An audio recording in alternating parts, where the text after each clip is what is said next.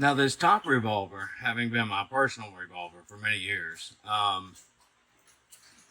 it's got some additional features. I've already swapped the grip or the clip from one side of the grip to the other before. Let's get this one out of the way. Okay, so now that we got just this revolver and screen, this is my personal revolver. It has done a lot with me. I love it. It's been modified to take the clip on the other side.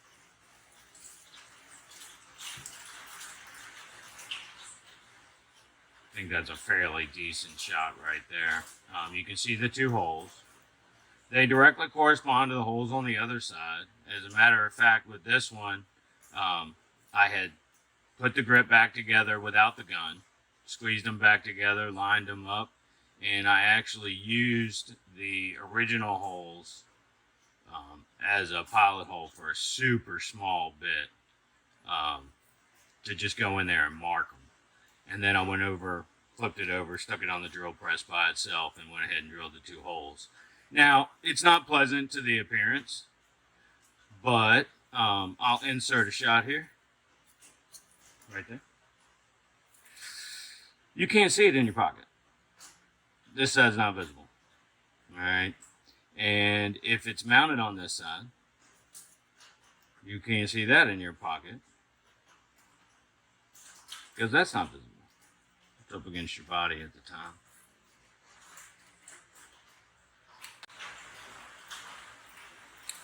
So even though it's going to be a separate video, I'll go over that briefly here. So what you would do to change it is you would remove the two torque screws, set the clip to the side, ensure that all sides are lined up, tighten the grip down thoroughly so it does not move, place it in a jig, take a very small drill bit, much smaller than the diameter of the hole, stick it down in there and spin it around until you feel like it's scored the other side. Do that on both holes. Remove the screw holding them together. Separate the pieces, take the proper size drill bit, and make the new holes on the other side, corresponding to where you left the marks on the internal piece of the grip. Now we're going to start with my own gun. We're going to get this grip off.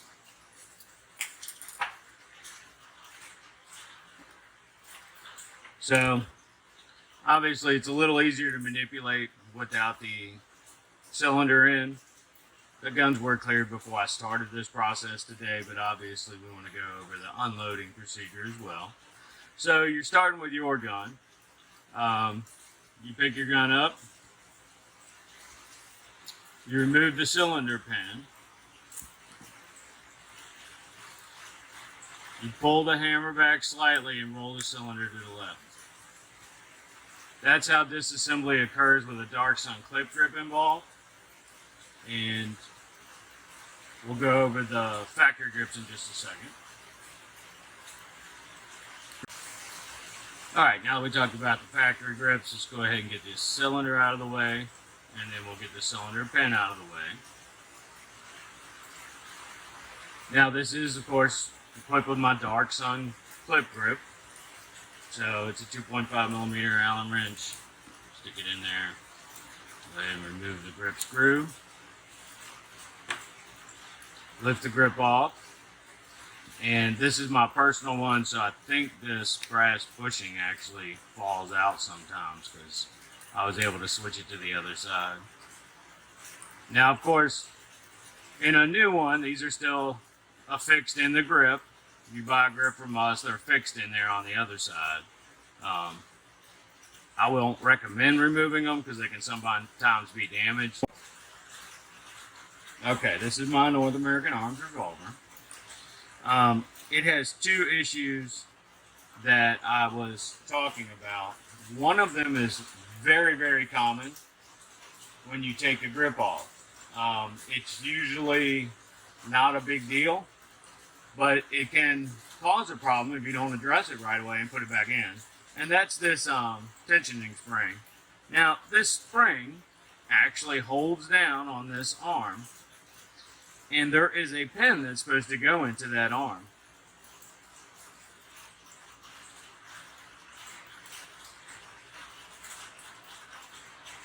I don't know if the camera can see the hole or not. One way of observing it, I noticed, is move that spring and lift this up. And you can clearly see that that is not supposed to move like that. There's a clear hole all the way through to the bottom. Now, this is stopping your cylinder, right? So, if it's not right, that cylinder's not going to line up right. That could be bad. Most of the time, the gun just doesn't fire.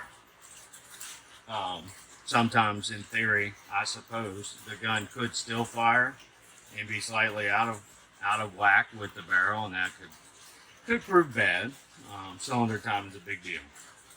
So we're going to talk about the two ways to fix these things today. Now, these are temporary fixes until I can get a part in from North American. They do sell replacement parts. I've never had to buy them before. Usually we find the pin.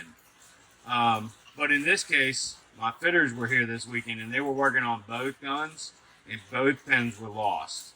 I do recommend putting a piece of clear tape over it if you have this problem so that you don't forget about it the next time you take the grip off.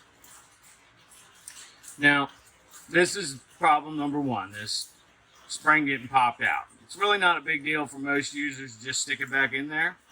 There's not a ledge or anything in there, unless you make one.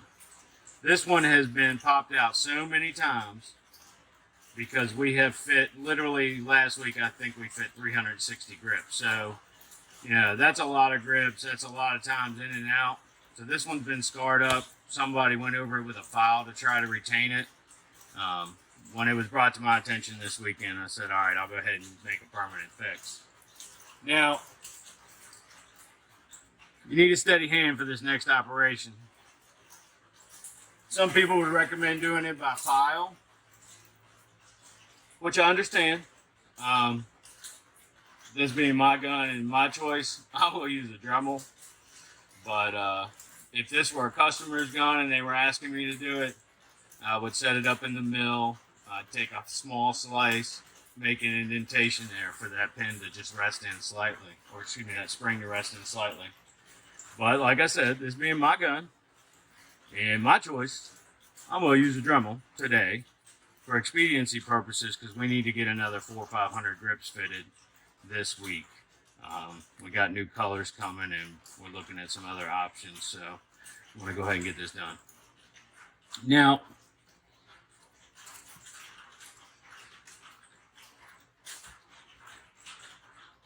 right here, I have made a small scratch.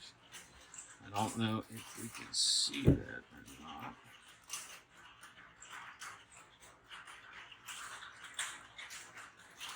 Alright, I have a small scratch in there which is indicating where I need to make my cut. And you can see where it's become polished a little bit from all the ins and outs. I'm going to go ahead and just make a little dent there for that to ride inside of.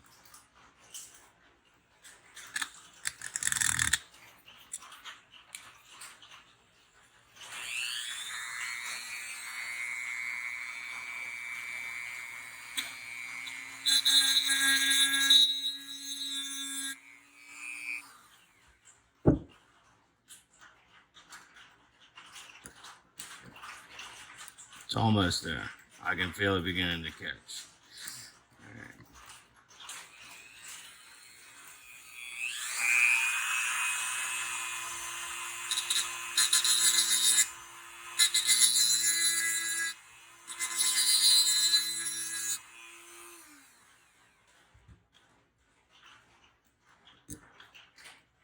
Nice. All right. So now I've got a little edge in there.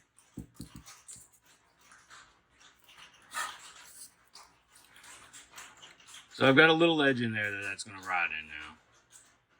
Yes, it's not beautiful, but it was already getting tore up from all the times the fitters had tried to just keep it in there.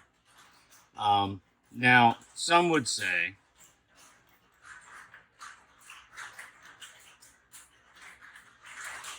Some would say, why haven't you permanently affixed it? Or some would say, why haven't you removed it if you're just using it to fit guns? Well, when we put these grips on, sometimes the internal dimensions right here can be a little thick. When that occurs, it's usually because when the saw went through and cut the two pieces away from each other, the saw traveled to one side or the other. If the larger piece is at the top, it will engage these things down here when the grip is tightened and will keep the grip or keep the gun from firing. So when we assemble our grips on these guns, when we test fit them, this one, and then we also use my wife's gun, we go through 5 manipulations of the action. So we put the gun back together with the grip on it, the cylinder would be out, and we go through 5 manipulations of the action. Cock, fire, cock, fire, cock, fire, cock, fire, to make sure that it works all the way around. So the gun must be in working order when we fit them, because we don't want to sell a product that might cause somebody some problems down the road. Now, we fixed the first problem.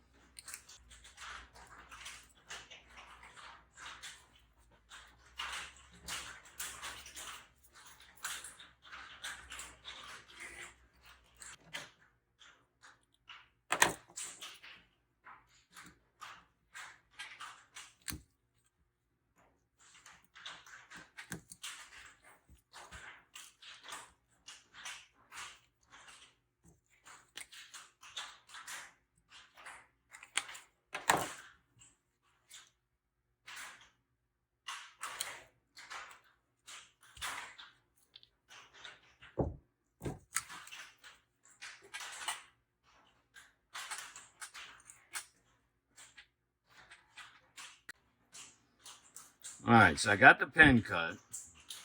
Tiny. That's what they look like from the factory too. They're just a whole lot cleaner and very slightly thicker. I can't pick up little things with these sausage fingers while I'm wearing gloves. So let me grab this. Stick it right in that hole. Ah! Oh, no wonder the things are crooked. All right. Man, YouTubers, y'all making me nervous. I feel like everybody's watching me. All right, so I got it started in the hole. Wiggle it down in there.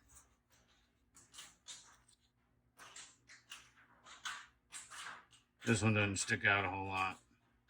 I cut it a little too short, but it'll be okay. We're about to tape it in there anyway.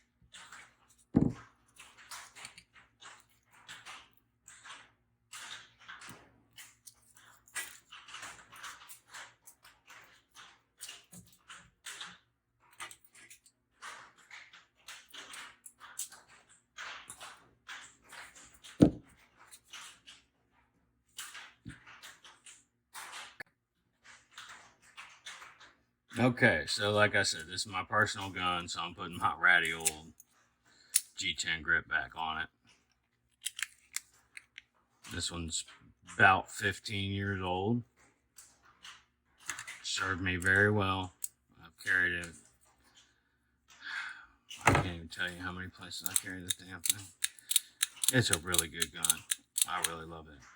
Okay, all right, so y'all might have picked up on that. You see how natural that was for me? As soon as I put the gun or put the grip back on, I started running through. I don't know if I did 5 or 6 the last time, but I mean, we put these grips together and then we start running through the action. All right, because that pin, that was a big deal. All right, that pin is the axis upon which the cylinder stop operates. Cylinder stop. Hand.